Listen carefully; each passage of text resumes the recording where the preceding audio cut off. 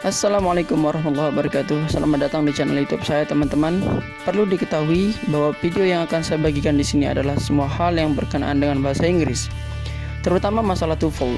Di beberapa video awal, saya akan membagikan video tentang skill-skill atau strategi di dalam menjawab soal TOEFL Structure and Written Expression yang disertai dengan contoh dan soal latihan. Sebagai informasi, buku Longman TOEFL sendiri menyediakan 60 skill dalam menjawab soal structure and written expression, dan insya Allah kita akan membahas satu persatu skill tersebut di masing-masing video. Baiklah teman-teman, langsung saja, ini dia skill yang pertama. Check this out.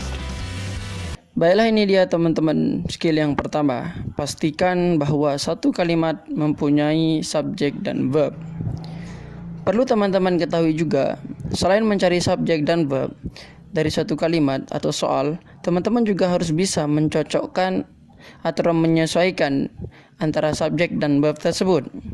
Misalnya seperti contoh berikut. Blah blah blah blah was backed up for miles on the freeway. Di contoh ini, kita lihat bahwa di sana hanya ada verb was backed up dan dia tidak mempunyai subjek.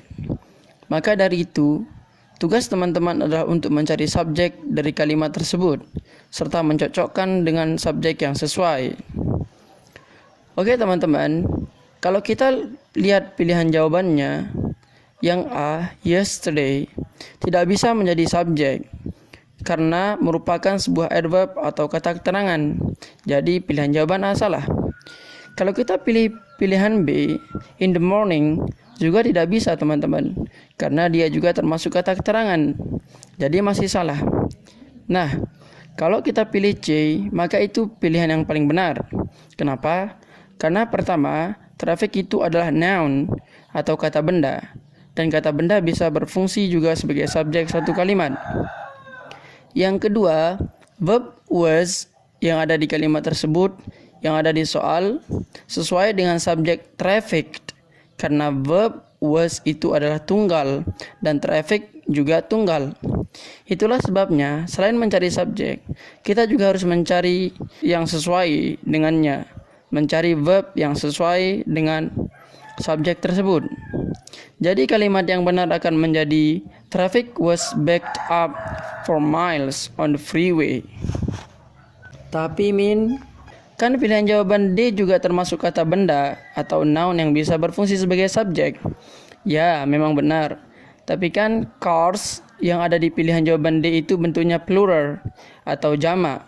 Jadi dia tidak sesuai atau tidak cocok dengan verb was yang ada di soal.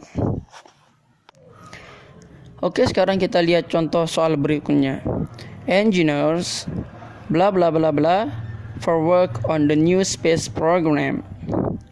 Di soal ini, kalau kita perhatikan, hanya ada subjek engineers yang mempunyai bentuk jamak atau plural. Dan kalau kita perhatikan, kalimat tersebut tidak mempunyai verb. Maka dari itu, tugas kita adalah mencari verb untuk melengkapi kalimat tersebut.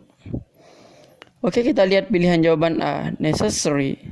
Kalau kita lihat, necessary itu adalah adjective atau kata sifat, bukan termasuk verb ya teman-teman, jadi tidak benar. Kalau jawaban B, itu yang benar. Kenapa? Karena hanya pilihan jawaban B yang punya verb, are needed. Are termasuk verb. Sedangkan jawaban C dan D, hopefully the next month, itu termasuk ke dalam golongan adverb yang tidak bisa dibuat menjadi subjek. Semoga bisa memahami teman-teman.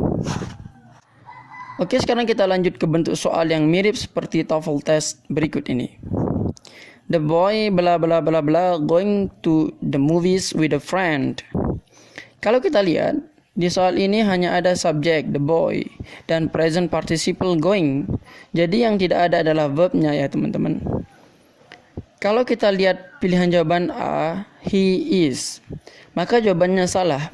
Karena jawaban tersebut tidak hanya memiliki verb is maksudnya, tapi juga subjek he, dan aturannya tidak boleh ada dua subjek dalam satu kalimat. Kemudian pilihan jawaban B, he always was. Kasusnya sama seperti yang pilihan jawaban A. Salah, karena tidak hanya memiliki verb tapi juga subjek. Sedangkan jawaban C, is relaxing, juga salah teman-teman. Karena verb is yang ada di sana sudah menjadi satu dengan relaxing dan tidak akan nyambung nanti kalau is relaxing going jadinya di kalimat tersebut. Jadi nggak tepat teman-teman. Nah, jawaban yang paling tepat adalah D. Karena will be bisa disambungkan atau dicocokkan dengan verb ing atau present participle going yang ada di soal. Jadi kalimat lengkapnya akan menjadi the boy will be going to the movies with a friend. Nah, semoga teman-teman semakin paham ya tentang skill yang pertama ini. Selanjutnya, mari kita berlatih untuk menjawab soal-soal berikut. Perintahnya adalah tentukan mana kalimat yang benar dengan memberikan huruf C yang berarti correct di spasi yang ada di awal dan huruf I yang berarti incorrect untuk kalimat yang tidak benar. Mari kita bahas. Nomor 1. Last week went fishing for trout at the nearby mountain lake. Kalau kita lihat di kalimat nomor 1 hanya ada verb went di sana dan dia tidak mempunyai subjek. Karena last week itu tidak bisa menjadi subjek karena dia termasuk adverb. Itulah sebabnya kenapa kalimat tersebut termasuk salah ya teman-teman. Oke, kita pindah ke nomor 2. A schedule of the day's events can be obtained at the front desk. Nomor 2 ini termasuk kalimat yang benar ya teman-teman. Karena dia mempunyai subjek a schedule yang merupakan kata benda atau noun yang berfungsi sebagai subjek dan mempunyai verb yaitu can be obtained dan seterusnya. Nah, untuk soal-soal selanjutnya bisa teman-teman kerjakan sendiri ya. Sekali lagi, selain mencari subjek dan atau verbnya, teman-teman harus jeli di dalam mencocokkan atau menyesuaikan baik verb atau subjeknya. Oke, itu dia tadi penjelasan dan contoh soal skill 1. Kalau dirasa bermanfaat silakan di-share. Kalau ada kesalahan atau masukan silakan di komen dan jangan lupa subscribe. Thank you and I will see you on my next video. Wassalamualaikum warahmatullahi wabarakatuh.